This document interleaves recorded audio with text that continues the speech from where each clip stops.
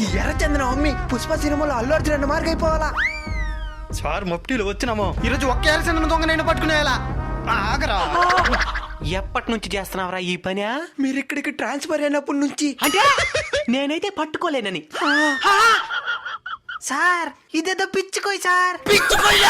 ఎర్రచందనం అనుకుని 5 కిలోమీటర్ల నుంచి మోసుకొస్తున్నాను సార్. ఎర్ర చంద్రం ఏదో కూడా తెలీదా? ఎర్ర చంద్రం అయితే నేను పుష్ప సినిమాలో అల్లు అర్జున్ అన్న మరి కోటీశ్వరుడు అవ్వలేనా? ఎర్ర చంద్రాన్ని దొంగతనం చేసి ఎప్పుడు కావలేవు. ఎర్ర చంద్రానికి యజమాని అయితే అప్పుడు కోటీశ్వరుడు అవ్వగలవు. ఎర్రచందనానికి యజమాని వచ్చా ఎట్టా? నవ్యసాయి ప్రాజెక్ట్ లో భూమిని కొంటే వాళ్ళ దాంట్లో ఎర్రచంద్ర మొక్కలు నాటి 12 సంవత్సరాల కంటికి రెప్పలా కాపాడి వాళ్ళే అమ్మి నిన్ను కోటీశ్వరుని చేస్తారు. దీని ప్రభుత్వ అనుమతులు కూడా ఉంటాయి. ఎంత భూమి? గజం 749 రూపాయలే. అయితే నేను కూడా కొనుక్కుంటాను సార్. ఒకవేళ మన పరిస్థితులు బాగాలేకుండా మధ్యలోనే భూమిని అమ్ముకోవాలంటే వాళ్ళే దగ్గరుండి అప్పటి రేటుకి అమ్మి పెడతారు. అయితే భూమి ఏంటి బుక్ చేసుకోవాలా? స్క్రీన్ మీద కనబడుతున్న నంబర్లకు ఫోన్ చేసి బుక్ చేసుకోండి. మీకు ఇంకా ఏమైనా సందేహాలు ఉంటే వాళ్ళని పూర్తిగా తెలుసుకోండి.